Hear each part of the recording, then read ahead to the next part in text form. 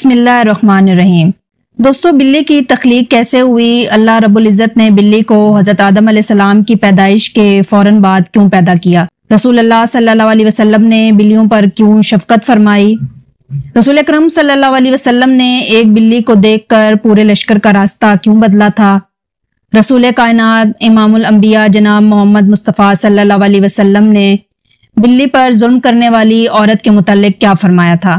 قدیم مصری اپنی بلیوں کی لاشوں کو حنوط کیوں کرتے تھے؟ بلیاں رات کو کیوں روتی ہیں؟ کیا بلیوں کا آواز نکالنا نحوست کی علامت ہے؟ گھر میں بلی پالنا کیسا ہے؟ کیا بلی کسی کھانے میں منہ مار لے تو وہ کھانا ناپاک ہو جاتا ہے؟ دوستو، آج کی اس ویڈیو میں ان سوالات کے جوابات قرآن و حدیث کی روشنی میں دیے جائیں گے اور بلیوں کے متعلق آپ کو حیران کن حقائق بتائے جائیں گے۔ دوستو، انسان نے بلی کو تقریباً 10,000 سال پہلے پالتو بنایا۔ بلی آج کے دور میں عام پالتو جانوروں میں سے ایک ہے۔ بلی کو کھانا اسلام میں حلال نہیں ہے، لیکن اس کی پاکیزگی اور طہارت کی وجہ سے ایسی بلیاں جو کسی اور کی ملکیت نہ ہوں انہیں پالنے میں کوئی حرج نہیں۔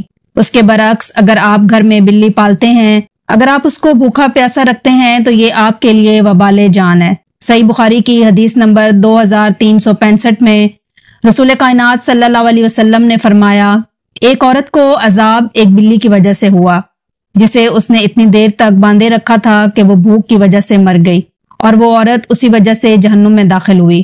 نبی کریم صلی اللہ علیہ وسلم نے فرمایا کہ اللہ تعالیٰ نے اس سے فرمایا تھا، اور اللہ تعالیٰ ہی زیادہ جاننے والا ہے کہ جب تو نے اس بلی کو باندھے رکھا اس وقت تک تو نے اسے کچھ کھلایا نہ پلایا، اور نہ ہی اسے چھوڑا کہ وہ زمین کے کیڑے مکوڑے ہی کھا کر اپنا پیٹ بھر لیتی۔ دوستو، اس حدیث کے مطابق بلی کو اس طرح گھر میں رکھنا کہ اس کو کچھ کھانے پینے کو نہ دیا جائے اور نہ ہی وہ خود کھا پی سکے تو ایسے شخص کا ٹھکانہ صرف جہنم ہی ہوگا۔ مشکات شریف جلد اول حدیث نمبر 883 میں حضرت داؤد بن صالح بن دینار رحمۃ اللہ علیہ اپنی والدہ سے روایت کرتے ہیں کہ انہوں نے اپنی آزاد کردہ لونڈی کے ہاتھ حضرت عائشہ صدیقہ رضی اللہ تعالیٰ عنہا کے لیے ہریسہ بھیجا۔ وہ بیان کرتی ہیں کہ میں نے انہیں نماز پڑھتے ہوئے پایا تو انہوں نے اسے رکھ دینے کا مجھے اشارہ فرمایا۔ ایک بلی آئی اور اس نے اس میں سے کھا لیا۔ حضرت عائشہ صدیقہ رضی اللہ تعالیٰ عنہا نماز سے فارغ ہوئی تو انہوں نے وہ ہریسہ کھایا اور فرمایا، بلا شبہ رسول کریم صلی اللہ علیہ وسلم کا فرمان ہے کہ یہ بلی پلید اور نجس نہیں، بلکہ یہ تو تم پر آنے جانے والیاں ہیں۔ حضرت عائشہ صدیقہ رضی اللہ تعالیٰ عنہا بیان کرتی ہیں کہ میں نے رسول کریم صلی اللہ علیہ وسلم کو بلی کے بچے ہوئے پانی سے وضو کرتے ہوئے دیکھا ہے۔ دوستو، سنن ابن داؤد کی حدیث نمبر 75 میں درج ہے کہ کبشہ بنت کعب بن مالک رضی اللہ تعالیٰ عنہ سے روایت ہے، عبداللہ ابن ابی قتادہ کے نکاح میں تھیں۔ بیان کرتی ہیں کہ ان کے سسر حضرت ابو قتادہ رضی اللہ تعالیٰ عنہ ان کے گھر آئے تو اس نے ان کے لیے وضو کی خاطر پانی رکھا تو ایک بلی آئی اور اس برتن سے پانی پینے لگی۔ حضرت ابو قتادہ رضی اللہ تعالیٰ عنہ نے بلی کے لیے برتن کو قدرے ٹیڑھا کر دیا حتیٰ کہ اس نے پانی پی لیا۔ کبشہ کہتی ہیں کہ ابو قتادہ نے مجھے دیکھا کہ میں اس کے اس عمل کو حیرت سے دیکھ رہی ہوں تو انہوں نے کہا کہ اے بھتیجی، کیا تمہیں تعجب ہو رہا ہے؟ میں نے کہا ہاں۔ تو انہوں نے کہا کہ رسول اللہ صلی اللہ علیہ وسلم نے فرمایا، بلی نجس نہیں ہے، یہ تم پر گھومنے پھرنے والے جانوروں میں سے ہے۔ دوستو، ایک دفعہ حضور کریم صلی اللہ علیہ وسلم لشکر کے ساتھ جنگ کے لیے جا رہے تھے کہ آپ صلی اللہ علیہ وسلم نے راستے میں سامنے ایک حاملہ بلی کو دیکھا۔ حضور کرم صلی اللہ علیہ وسلم نے اسی وقت اپنے تمام لشکر کو راستہ بدلنے کا حکم دیا کہ کہیں اس بلی کو اس لشکر کی وجہ سے کوئی تکلیف نہ ہو۔ اس کے ساتھ 2 صحابیوں کو اس کی حفاظت پر مامور فرمایا کہ جب تک بلی بچوں کو جنم نہ دے وہ اس وقت تک اس بلی کے ساتھ ہی رہیں۔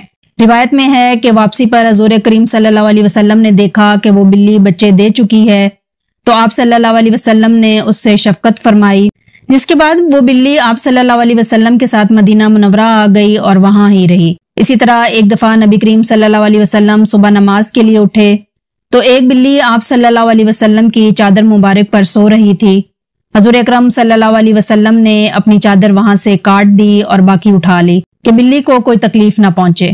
دوستو، ایک صحابی رسول کی کنیت ہی ابو ہریرہ رضی اللہ تعالیٰ عنہ ہے، یعنی بلیوں والا۔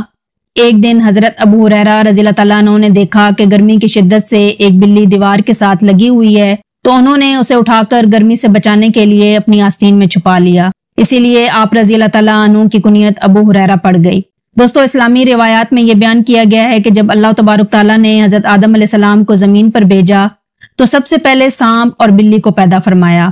البدایہ کے مصنف لکھتے ہیں کہ بلی ہی وہ جانور ہے کہ جس سے اللہ کے پیغمبر ابو البشر حضرت آدم علیہ السلام نے دنیا میں آنے کے بعد سب سے پہلے بات کی اور ان کے دل کو اطمینان محسوس ہوا، کیونکہ وہ زمین پر آ کر پریشان تھے۔ بلیاں ہمیشہ صاف ستھری رہتی ہیں، یہی وجہ ہے کہ ان میں بیماریاں بہت کم پائی جاتی ہیں۔ اسلام میں بلی کی بہت اہمیت بیان کی گئی ہے، لیکن صرف اسلام میں ہی نہیں بلکہ قدیم مصر میں بھی بلی کو اہمیت حاصل تھی، یہاں تک کہ اس دور میں کسی بلی کو تکلیف دینا یا قتل کرنا ایک انسان کے لیے قتل سے بڑی سزا سمجھی جاتی تھی۔ ان کے قدیم مصریوں کا یہ ماننا تھا کہ بلی ایک انسان سے زیادہ رتبے والی مخلوق ہے۔ یہ اس دور میں بلی اگر مر جاتی ہے تو اس کے ورثہ اس صدمے میں اپنی بھویں منڈوا لیتے تھے اور بلیوں کو بھی فرعونیوں کی طرح غنود کیا جاتا تھا۔ ماہرین کے مطابق بلیوں کی اوسط عمر 13 سے 17 سال ہوتی ہے، مگر اکثر بلیاں 20 سال کی عمر تک پہنچ جاتی ہیں۔ بلیاں رات کو کیوں روتی ہیں؟ رات کو بلی کا رونا نحوست ہے۔ یہ تاثر عام طور پر صرف برِ صغیر پاک و ہند میں ہی پایا جاتا ہے۔ بہت حد تک یہ تاثر غلط ہے۔ بہت سے یورپی ممالک میں بھی اس توہم پرستی اور اس قسم کی باتوں کی ابتدا ہوئی تھی، مگر اب ختم ہو چکی ہے۔ بلیوں کے بارے میں عام طور پر بہت سی غلط فہمیاں پائی جاتی ہیں۔ یہ بات غلط ہے کہ بلی کا رونا نحوست کی علامت ہے، بلکہ ماہرین کہتے ہیں کہ یہ بلیوں کی عادات میں سے ایک عادت بھی ہو سکتی ہے کہ وہ تنہائی محسوس کر رہی ہو۔ یہ بھی عین ممکن ہے کہ اسے کوئی تکلیف محسوس ہو رہی ہو۔ کبھی ان کے جسم کا درجہ حرارت زیادہ ہو تب بھی وہ ایسی حرکات کر سکتی ہیں، جیسے جسم کو کھنچاؤ دینا، زمین پر لوٹنا، رونا یا زور زور سے میاؤں میاؤں کرنا۔ عام طور پر بلیاں رات کو بوریت محسوس کریں تو بھی روتی ہیں۔ اگر کسی نے نئی بلی خریدی ہے اور وہ رات میں یا دن میں روتی ہے یا چیختی ہے تو وہ نئی جگہ کی وجہ سے خوفزدہ ہو سکتی ہے۔ آپ اس کے پاس بیٹھیں اور اس کے ساتھ کھیلیں تو وہ جلد آپ سے اور آپ کے گھر سے مانوس ہو جائے گی۔ بلی کی بے چینی کی بڑی وجہ نامانوس ماحول، اجنبی افراد اور خراب رویے بھی ہوتے ہیں۔ بلی بہت ذہین جانور ہے جو انسانوں سے بہت جلد مانوس ہو جاتی ہے، اپنے مالک کو خوب پہچانتی ہے۔ نہ صرف یہ کہ اگر مالک کو کوئی پریشانی ہے یا وہ تکلیف میں ہے تو یہ بھی آپ کو پریشان دکھائی دے گی۔ جہاں تک گھر میں بلی پالنے کا سوال ہے تو فقہا کا کہنا ہے کہ گھر میں بلی پالی جا سکتی ہے، ایسا کرنے میں کوئی حرج نہیں، کیونکہ بلی نہ ہی موذی جانور ہے اور نہ ہی نجس ہے۔ ہر شخص کو معلوم ہے کہ اس میں کوئی نقصان نہیں، بلکہ بلی گھر میں رکھنا فائدہ مند ہے۔